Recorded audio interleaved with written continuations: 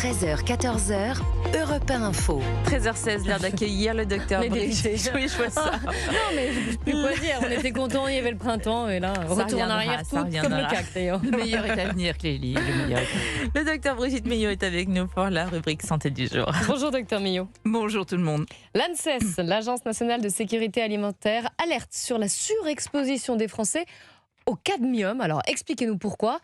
Et surtout, la question que l'on se pose tous, est-ce qu'il faut s'inquiéter ? Alors, le cadmium, c'est un métal lourd, toxique, qui a toujours été et qui sera toujours naturellement présent dans la couche terrestre. On en trouve partout dans les sols, dans les eaux, dans l'air, mais sa concentration a fortement augmenté à cause des activités humaines et notamment de l'utilisation de certains engrais en agriculture. La principale source de contamination est donc l'alimentation. Principalement, et ça c'est important, les céréales, les pâtes, le riz, la semoule, le pain, les biscuits, la pomme de terre. Mais il y en a aussi dans les légumes, les poissons, les crustacés et un peu dans le chocolat. Ça fait beaucoup. Autrement dit, dans tous les aliments du quotidien. Donc je rappelle aussi que le plus grand pourvoyeur de cadmium est le tabac. Une cigarette apporte 2 microgrammes de cadmium et la dose à ne pas dépasser est de 25 microgrammes par jour. Je laisse aux fumeurs le soin de faire le calcul. Selon la dernière étude de l'ANSES, la moitié des Français et un tiers des enfants sont exposés à des niveaux préoccupants. Le cadmium est incolore, invisible, mais bien présent dans notre quotidien. C'est en fait un poison cumulatif. Je m'explique. Notre organisme ne sait pas l'éliminer, donc il s'accumule dans différents organes, comme les poumons, le pancréas, les reins, la thyroïde.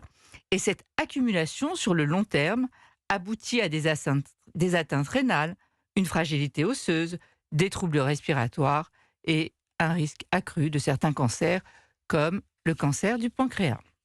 C'est donc un risque silencieux, mais chronique, avec de lourdes conséquences.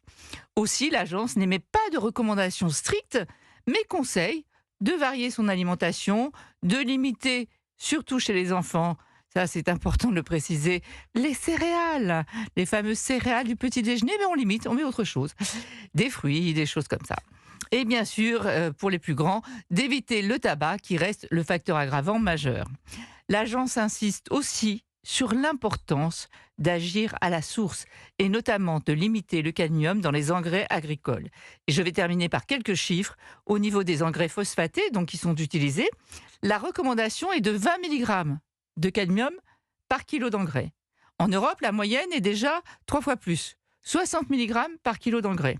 En France, 90 mg de cadmium par kilo d'engrais.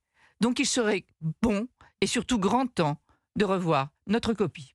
Lentilles pour tout le monde ce soir. Ça serait bien. Non, une alimentation c'est la variée, diète. on D'accord, change. ok. Non, mais il faut agir sur l'engrais, sur la base. Oui. Quoi. Ouais, mais bon, en attendant, pois chiche aussi. Oui, très Je vais bien. réfléchir, je vais revoir mes recettes. Merci en tout cas Beaucoup pour de cette alerte. légumineuses. On varie. Merci Brigitte, à demain, 13h15.